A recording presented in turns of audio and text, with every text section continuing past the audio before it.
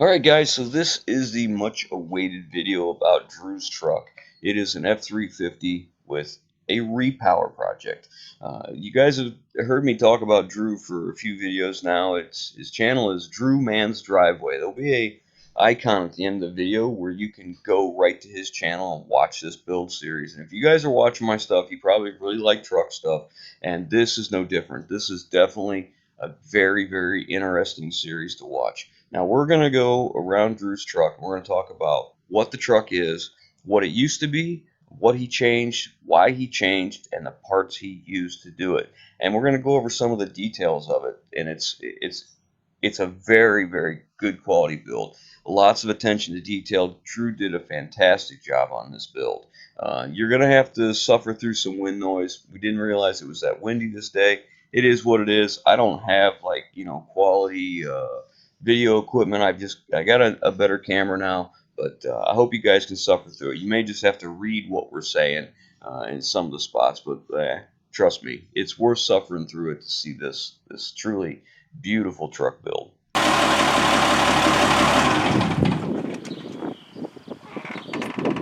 Look there, it's a Drew. How we doing? Good, how are you? Good. Alright, so we've already met, obviously. You can see our truck's already mounted. But we've been talking about cutting this thing apart, and the reason it needs to be as short as it can be, as low as it can be, and as light as it can be, you can see now. But this is Drew's truck. It's a 92? 91 F350. Kind of four-wheel drive. It will be something. Yeah. It's almost, well, it's redneck. Yeah. Bluetooth drive shaft.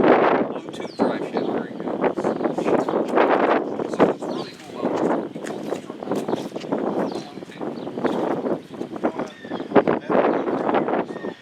About 2 years old. so the original motor was 73 IDI. 7.3 IDI with E4OD? Yep, E4OD. E4OD automatic, and was four-wheel drive then? Yep. So it was four-wheel drive truck. What happened to the 7.3? Was it still running? It was still running. I was having issues with it starting. It was With an IDI. Yeah. Imagine that. The weakest link of the truck was not the motor, it was the transmission, right? Because it was an E4OD. If it was a manual transmission, it'd probably still be there. Maybe. Anyways. So, but this isn't an IDI anymore. No, it's not. Because there's something down here yellow. Yeah. Yeah. So, this truck is now what? The Cat 3126. 3126 to 190 horse. Yeah, 190 horse. 190 horse with an Allison AT545. Yes. So the weak link today is 545. an AT545. So the problem with the AT545 is it's a non-lockup converter, Yep. and it's a direct drive. Overdrive. So it eats a ton of horsepower because you never actually get the torque converter to quit slipping. That's the real problem. And there's no overdrive. What's the ratio in the rear? 410s. 410s. And of course the tire size is not quite stock. No. These are 22.5s, low pros as we call them. Motorhome tires, you said they were. Yep, came up. 275 70s. And they rub the They rub up front when you. It's like you're on the lock, so they don't rub off. They're just enough, you can see, just enough to polish up the leaf springs. That's not bad. No. But you could go a little bit lower. Now what about if you go to a smaller tire size, does that hurt your speed? What are you at? Where do you top out now? 65. I can do like 66, maybe 67 on a downhill. With the wind blowing me. Yeah. All right, so let's take a look. Now the interior, and you said all that about a Chevy, and you see this. What is this? Chevy seats. Okay, so you made your own brackets, and this is the Rhino liner. Yep, it's Raptor liner. Raptor liner. Power windows, power locks, cruise, tilt, cruise works. Yep. Summer cruise. Sometimes it works, sometimes it don't. The gauge cluster is really cool. I like that. Yeah, I finally fixed the 4 gauges. Yeah. You have reliable Ford gauges now. Yeah, because they're Yep. made by somebody else. No AC yet. No AC yet. Okay. We'll talk about the parking brake in a minute, because that's really, really cool. We can't really show them the parking brake too much, but got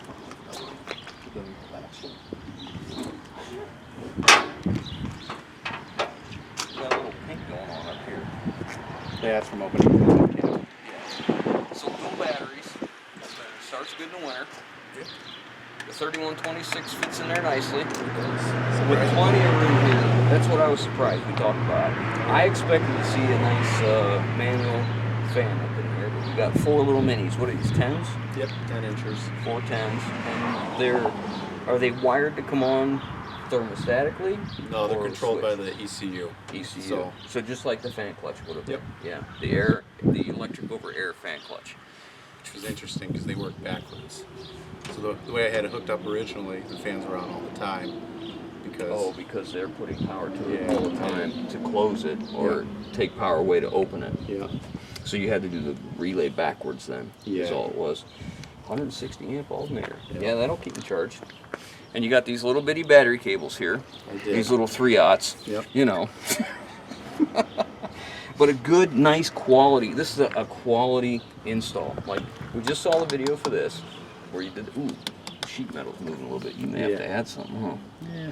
Maybe. Down the road. Yeah, the next modification. That's a nice bracket, too. I mean, there's a lot of nice finishes. Like your Hydro Boost, you got all those nice, what are them called? AN. ANs. Yeah. I always confuse AN and JIC. Actually the same thing. Same thing? Yep. I think the ANs are a little bit more precise. More precision. Yeah. But same flare and everything. Sight glass for your fuel. Yep. When I thought I had fuel issues, I put that in. And you didn't. Nope. No, that was the oil pump. So we keep talking about this, the things I've seen, because I've been watching your videos for over a year now, right? Something like that. I first saw this video that you made. You hadn't even set this in place yet. Oh yeah. Mm-hmm. Yeah. And I'm like, what's this young fella doing here? And I subscribed immediately because, it was interesting, a Ford with a cat diesel. If Ford would have came out with this in the beginning, could you imagine how much better their trucks would have been? I mean, even though this is only 190 horse, in its day, the 6.9 or 7.3 IDI, what were they? Similar, but with a lot less torque. I mean, the torque on this is probably, I hate to say a number, but it's got to be Close to 500. Yeah, I would say I was thinking that in somewhere in the 4s, maybe in the low to mid 4s, but still, what a huge difference. It could have never held up with the E4OD because that just wouldn't have done it. But the AT545 is good for 235 horse, and I don't know the torque you can take, but 235 horse is cut off. So you're not going to go across there, and you don't need performance. I mean, this thing probably does really well, power-wise. That's what I need it to do. Yeah, I like it. I mean, I like all your brackets you made. The wiring's really good. On this side. Yeah, and I like how you do your stuff. Like you found the coolant reservoir and made your bracket here. Figuring stuff out. It doesn't look like it's a backyard job. It looks like it's a really nice quality. So even like here, there's no piping in here. This actually came on the engine. You're kidding. I cut it down a little bit on this side and the other. You're just that lucky. Yeah, yes. Yeah. All right, so it has a Hydro Boost brakes, which are running off a power steering pump down here. Yep. And it originally had an automatic transmission with a parking pawl, which now you don't have because the AT545 you have doesn't have a park. So you had to come up another way to get parked. So let's look at that. This is a really good build. Oh, and you built the bumper. I did build the bumper. Yeah. This is your dipple die. Yep, dimple dies. Dies. That is so nice. And then these are markers. Yep. Yeah. Very nice bumper. And 22.5 adapters. Dana 60. Dana 60. Kingpin Dana 60. Kingpin. We've seen that. All right. So our parking brake. Can we see it in here? Yeah, you might be able to get a shot of it. Get right in there. We'll see how good our cameraman is. Want me to actuate it? Oh yeah, that'd be excellent. Wait, we'll have to see how you actuate it. Oh yeah. So this is the parking brake. That's released. Yep. All right, now we'll look here. So here's his parking brake cables, the original parking brake cables. You can see they're loose now. All right, go ahead, Drew. So he built a rod assembly with, is that just a 30, 20 or a 30 brake chamber? I think it's a 30-30. Oh, you. Why'd you use the 30-30? I used what was available to me. Oh, okay. Okay. So you're not using the spring brake side of it? No, it is. So it uses the spring to apply the brake air to release it. Okay. So you are using the way it was intended. You're not using the service brakes. You're using the parking brake side. Yep. Which is really cool. And it's as tight as it'll go. It just won't hold.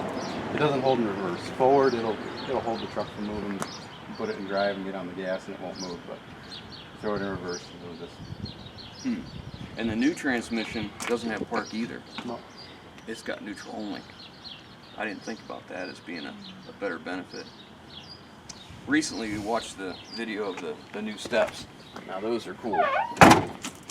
Custom set of steps with rebar and a little bit of sheet metal. That was nice. I watched the layout of this, the spacing.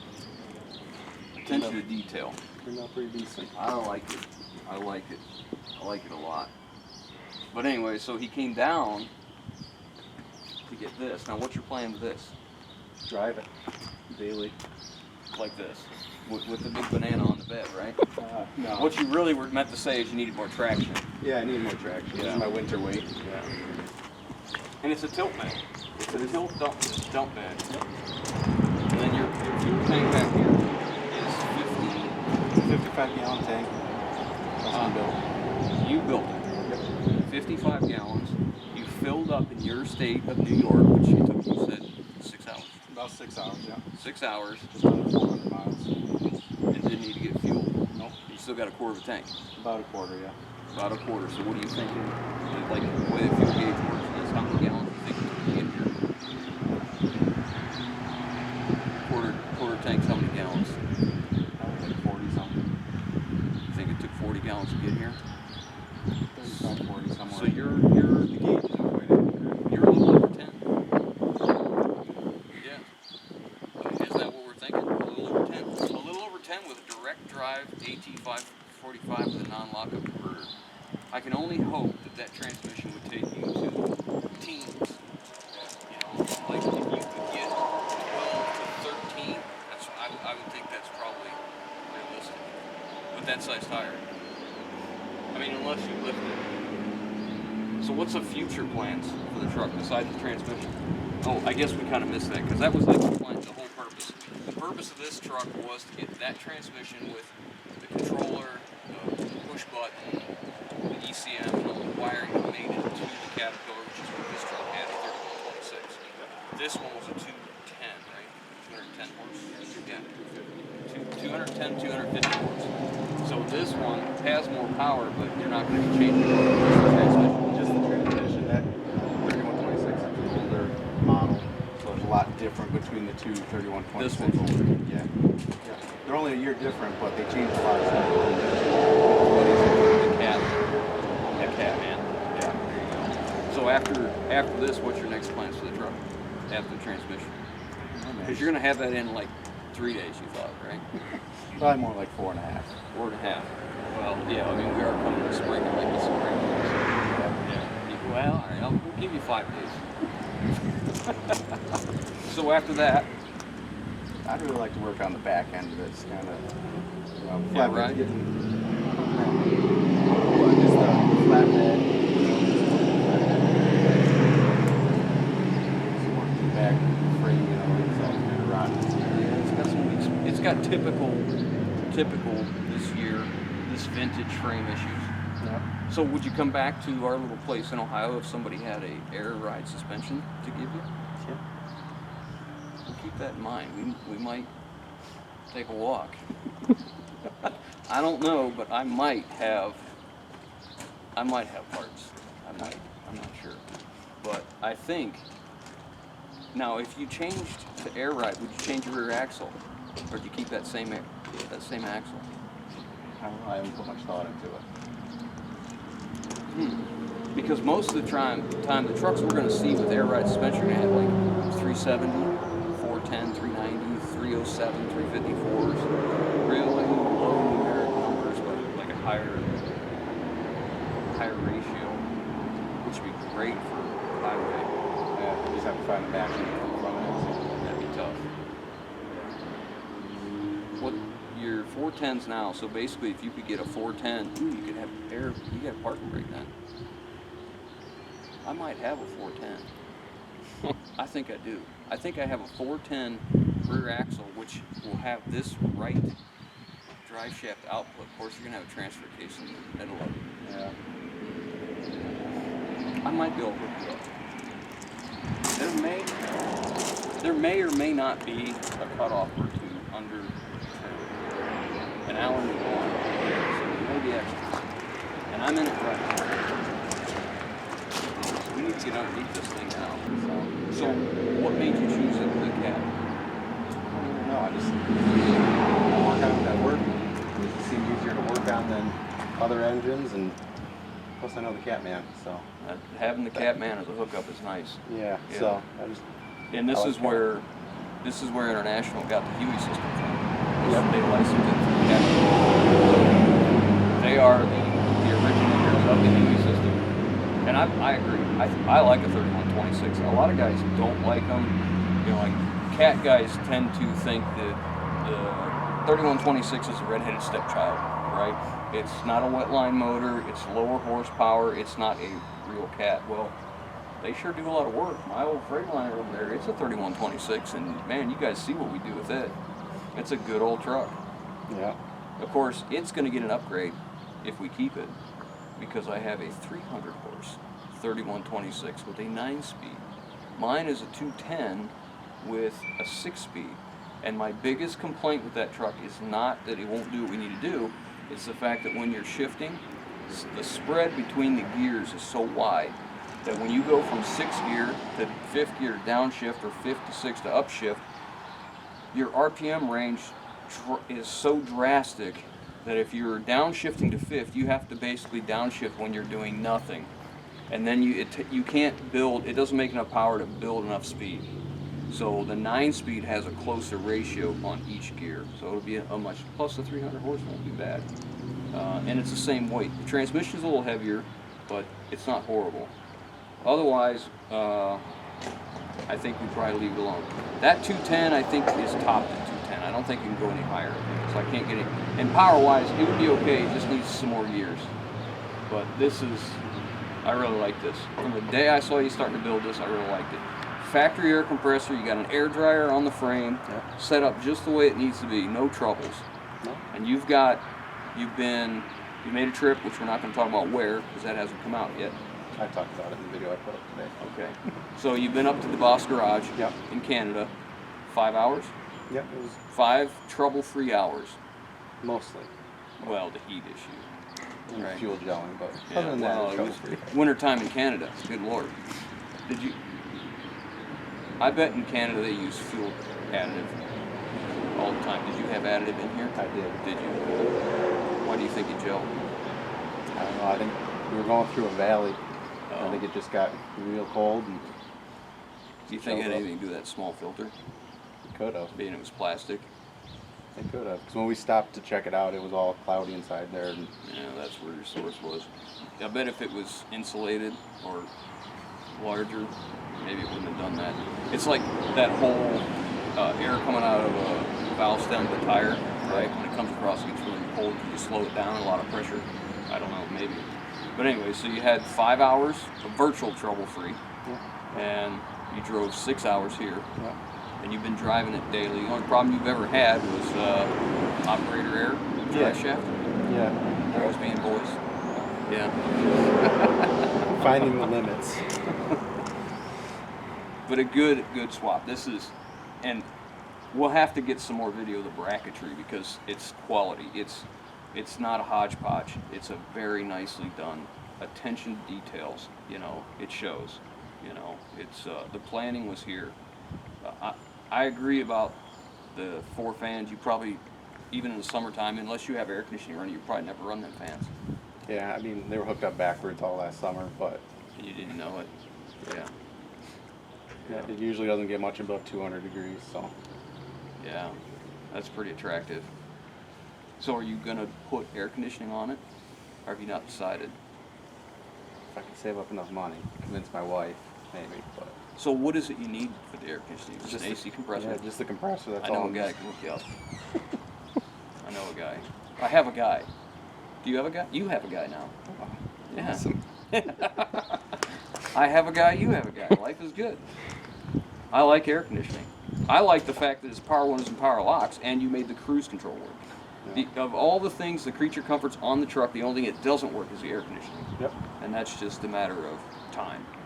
Time and money. Time and funds, yeah. But I'm sure we've got enough of that stuff around. We might even have Ford lines laying around. The push to connect, that spring deal that leak all the time. If not, I could probably get them made. Yep, I got an intercooler down bottom here. What's the intercooler from? 06 International School Bus. Oh, it looks very familiar. The 50 half and half, stand up and down? Is that what it is? I don't know if it stood up and down. It was sitting in the back. Someone had already removed the whole cooling stack. It was just sitting in the back of the bus. This one's for the transmission. ET545 gets hot, a lot of shear. And that's just a power steering cooler. And then there's your AC condenser. Yep. And the radiator's out of? It's out of this truck. Yep.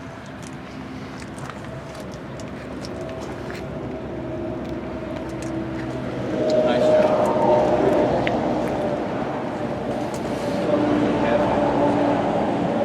It came with a vacuum booster. And a vacuum pump on the IDI. Yep. So what'd you pull the? The hydro boost unit came out of 2011 E450. And I had to flip the bracket upside down because it was pretty much pointing straight down because it came out of a van. Yeah. So what made you choose that one? I just started looking for Ford hydro boost units and I found that one cheap. It came off of a wrecked Schwann's vehicle on eBay. Like 30 bucks. It's amazing what we'll do for cheap. The price is right. Yeah. Yeah. We can rebuild a whole entire truck around a free motor, right? Yeah. Yeah. Yeah. Very nice. I would say. Any other points you think you? Oh, we need to talk about your wiring. Your cat guy hooked you up. So you took the, like most people maybe don't know, Caterpillar on their ECM has two connectors on this one. Yep. This is it's not a 70 pin? It's a 70 pin. It is a 70 pin. I'm short, see, I can't even see over this. I'm pointing at things I can't see. So you took the original harness, and did you repin this? Yeah, I took all the pins out of it and then looked at the diagram, figured out what I'd need to make it run for me and what creature comforts I wanted to hook up, and just repinned it and hooked everything up. Yeah, I can see some of the white, heavier white ones. Yeah. So were you able to remove things you didn't need, put them plugs in? Yep. From your cat guy? That's a nice hookup. That's a really nice hookup.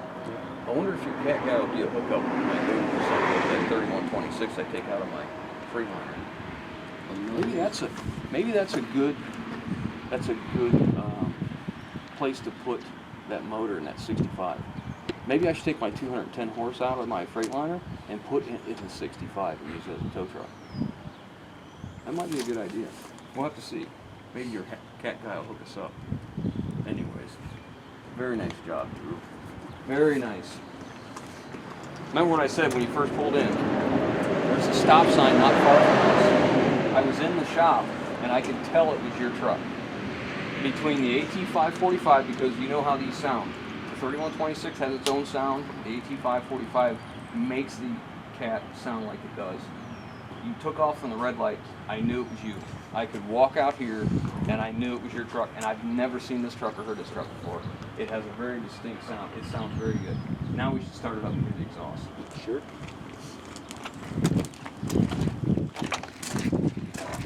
Just so we know, this is only here for us short guys.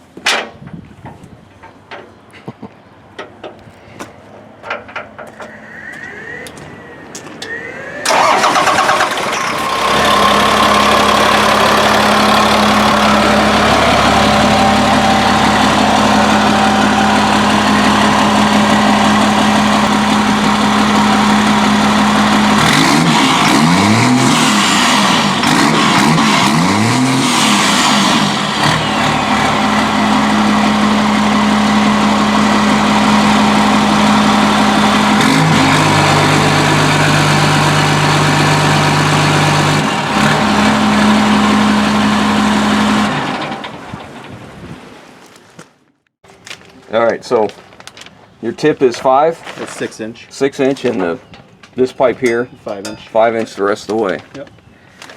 Transfer case is a new Process 205 divorced. And here's the drive shaft Drew broke. The first one. This is the second go around. And there's his brake chamber for his parking brakes that works this lever here.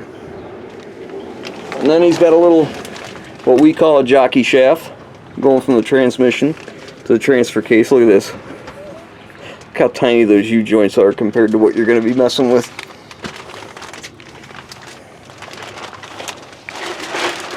There's your Bendix air dryer, which works. We've heard it. Boy, is that a tight fit there. Yeah. Spin-on filter for his AT545. And then up here to the massive, how many gallon oil pan is that? It's like 8 gallons. Nice new brake lines. Those sure look familiar. No, they're Nikon. Nickel copper. Yeah. Boy, they sure are nice and straight. Thanks. Nice bends. Yeah, I tore all the old brake lines right out of it. Started over. All nickel copper. You know, I got a love-hate relationship with that stuff. Doesn't seal the best. You gotta really crank them. You know what? I use that Master Cool or Master Tool hydraulic press, and I've always had a good seal. I've never had any troubles with them, but I just can't get them to look as nice as I want them to look. Yeah. I struggle with that. Of course, we saw a video about some kingpins. Yeah. Dana 60 under here.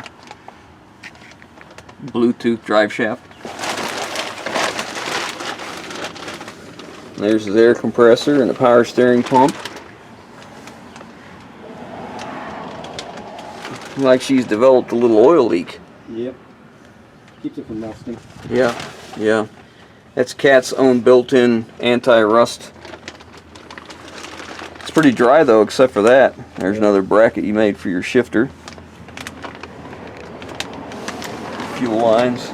And he just changed, he's got half-inch fuel lines all the way to the front.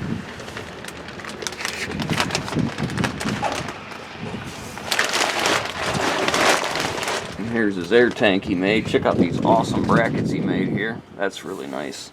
And there's another one on the top, tying it in.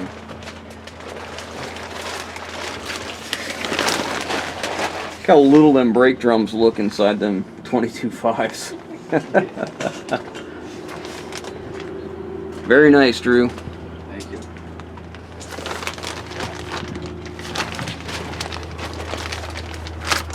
And the thing we didn't talk about is this bed is actually a dump. It's electric over hydraulic. We can't lift it right now because, you know, the straps are holding it down, so, you know, this doesn't get away.